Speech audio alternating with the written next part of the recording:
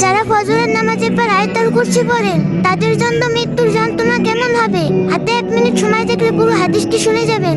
হযরত মুহাম্মদ সাল্লাল্লাহু আলাইহি সাল্লামের মৃত্যুর সময় যখন ঘনিয়ে এসেছে, নবীজির ঘরের দরজায় একজন কড়া নাড়াচ্ছেন। মা ফাতিমা রাদিয়াল্লাহু আনহা বললেন, বাবা, একজন নতুন লোক দেখলাম দরজার পাশে। নবীজি বললেন, দরজা খুলে দাও, তিনি আজরাইল আলাইহিস সালাম, তোমাকে এতিম করতে এসেছে। ফাতিমা রাদিয়াল্লাহু আনহা দরজা খুলে দিলে প্রথম জিবরাইল আলাইহিস সালাম, পরে আজরাইল আলাইহিস সালাম ঘরে প্রবেশ করলো। হযরত জিবরাইল আলাইহিস সালাম বললেন, হে নবী, আজকে একজন নতুন ফেরেশতা এসেছে, যে ফেরেশতা দুনিয়ার কারো কাছে আসার সময় অনুমতি চায় না। আজকে আপনার কাছে অনুমতি চাইছে।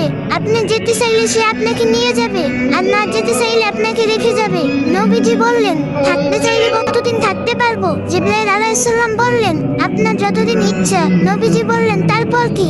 জিবরাইল আলাইহিস সালাম বললেন, তারপর যেতে হবে, কারণ জীবন যার আছে মৃত্যু তার হবেই।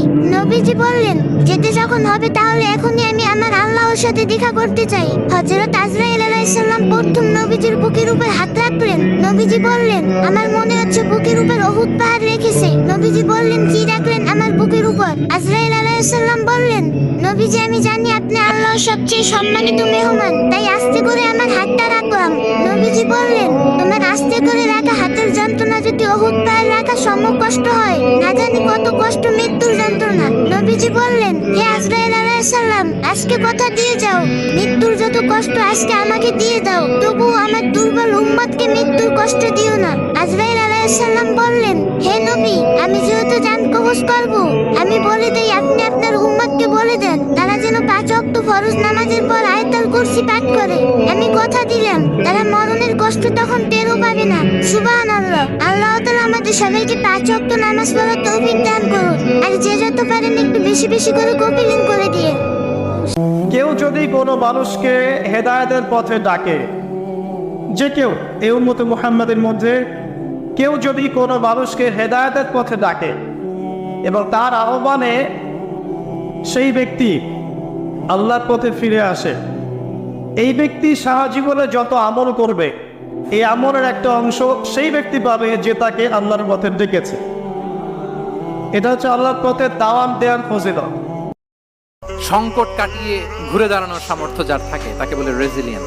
লেগে থাকার মানসিকতা, টিকে থাকার যোগ্যতা, সহজে হার না মানার যে অ্যাটিটিউড, এটাকে বলে রেজিলিয়েন্ট মাইন্ডসেট। জীবনের সাথে এটা সেট করে নেন যে আমি কখনো হারি না, আমি হয় জিতি নয় শিখি। সবচেয়ে ভয়ঙ্কর 4টি হাদিস। 1, যে ব্যক্তি অন্যের গুনাহ নিয়ে খোঁটা দেয়, আল্লাহ তাকে সেই গুনাহ না করানো পর্যন্ত মৃত্যু দেবেন না। 2, রাসূল সাল্লাল্লাহু আলাইহি সাল্লাম বলেছেন, মৃত্যুর পর তোমাদের মাথা পাথর দিয়ে ভাঙা হবে। যারা ফজরের নামাজ না পড়েই ঘুমিয়েছিল এবং যারা কুরআন গ্রহণ করে তা ছেড়ে দিয়েছে। 3, আল্লাহ তাআলা বলেন, তোমরা সেই দিনকে ভয় করো যেদিন তোমাদের মুখে তালা লাগিয়ে দেওয়া হবে আর তোমাদের হাত পা তোমাদের কৃতকর্মের সাক্ষ্য দেবে। 4, আল্লাহ তাআলা বলেন, আমি ইচ্ছে করলে সবাইকে হেদায়েত দান করতে পারতাম, কিন্তু আমার কথা অবশ্যই সত্য যে আমি মানুষ এবং জিন দ্বারা জাহান্নাম পূর্ণ করব। রাসূল সাল্লাল্লাহু আলাইহি সাল্লাম বলেছেন, আল্লাহ ওই ব্যক্তির চেহারা উজ্জ্বল করে দেন যে আমার কোনো হাদিস শুনেছে, অতঃপর তা অন্যের কাছে পৌঁছে দিয়েছে।